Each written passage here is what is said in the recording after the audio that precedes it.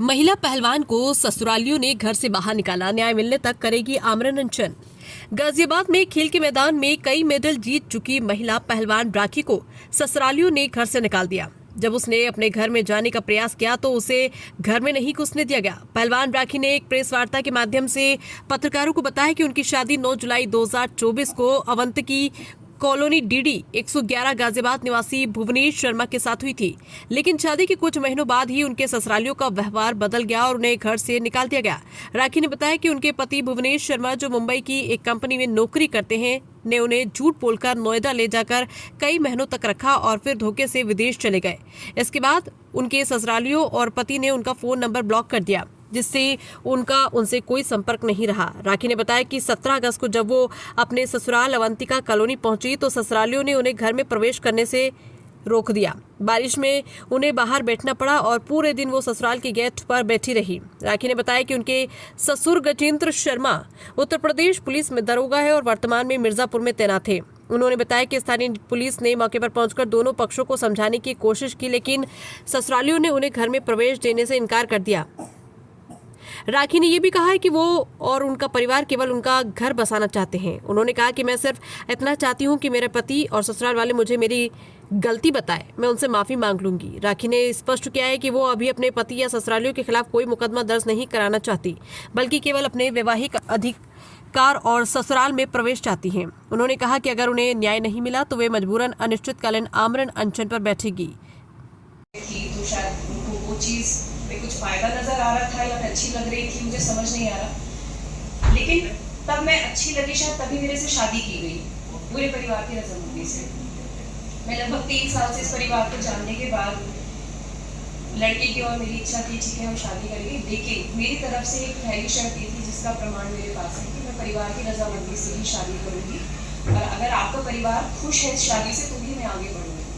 और उस रजामंदी के साथ जब उनके परिवार की तरफ से और मेरे परिवार की तरफ से जिसके प्रमाण मेरे पास हैं और रात भर मैं एडमिट रही हूँ और उसके बाद अगले दिन मेरी सास, मेरे जेठ यानी मेरे हस्बैंड के बड़े भाई पुनीत और उनकी वाइफ मेरे घर आए हैं। मुझे लगा शायद ये लोग मेरा पता लेने आए हैं या फिर मुझे, मेरे हस्बैंड नहीं आए, कि ये लोग मुझे घर ले जाने आए हैं। तो बोलेंगे ठीक है बेटा जो भी बात की आप घर चलो, हम आपस में बैठ के तुम दोनों की जो भी बात है वो कराते हैं। ऐसा कुछ नहीं हुआ। वो मेरे 5 जोड़ी सूट जो मेरे कपड़े थे वो ससुराल से एक बैग में भर के लेके आके और मुझे लेकर चले गए। मेरे जो ससुर हैं गजेंद्र शर्मा, इस पूरे वाकया का जो उनकी महाकुंभ में ड्यूटी थी उस समय पर, मेरे फादर ने उनको फोन करके बताया कि भाई साहब ऐसे ऐसे बात है, बच्चों में कुछ मनमुटाव हो गया है और बेटी को भी घर लेकर आए। तो उन्होंने बोला कि ठीक है मैं आता हूँ और अभी मेरी ड्यूटी है और मैं आऊँगा तो उसके बाद हम बैठे थोड़ा बच्चों को समझाएंगे। जी वो मिर्जापुर में SI हैं, सब इंस्पेक्टर। तो उनके भरोसे पर मैं वहाँ रही हूँ अपने घर लगभग 20-21 दिन। तो ये 16 तारीख की बात है, 16 फरवरी की। मेरे ससुर यहाँ आ गए, महाकुंभ की ड्यूटी से यहाँ आ गए। आने के बाद उन्होंने हमारे जो फोन है मतलब उन पर कोई रिस्पॉन्ड करना बंद कर दिया। अपने साइड से कोई फोन नहीं किया कि हम बहू को लेने आ रहे हैं। वो घर के फंक्शन अटेंड कर रहे थे, शादियाँ अटेंड कर रहे थे, लेकिन जो काम बहुत ज़रूरी था, घर की बहू को वापस लेके आना या हमारे घर में क्या समस्या उसको सॉल्व करने से उनका इंटेंशन था कि ये घर ही ना है। ये घर उनकी मम्मी के नाम पर है और उनका शुरू से ही एक रहा है कि ये घर मेरे नाम पर है, मैं जिसको चाहे इस घर से निकाल सकती हूँ। ये एग्रेशन उनका शायद आप लोगों ने परसों की घटना से उसका अंदाजा लगा लिया होगा कि घर के सामने खाली बैठने भर से कितनी सारी पुलिस के पास भेज दिया गया। आप सभी लोगों ने देखा है कि मेरे अलावा वहाँ और कोई था ही नहीं। मेरे परिवार में मेरी मम्मी तक मेरे पास नहीं थी। तो घर में इन लोगों का कैसा माहौल होगा या किस तरीके का एक पावर घर में इस्तेमाल होती होगी, क्योंकि देखिए ससुर पुलिस में है, उनको सारी चीज़ें पता है।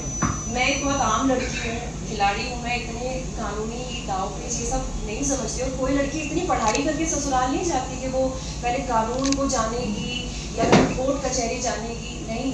तो इतना डरा देने वाला माहौल है। मैंने आज से पहले कभी ये चीज़ें किसी के सामने बोली नहीं।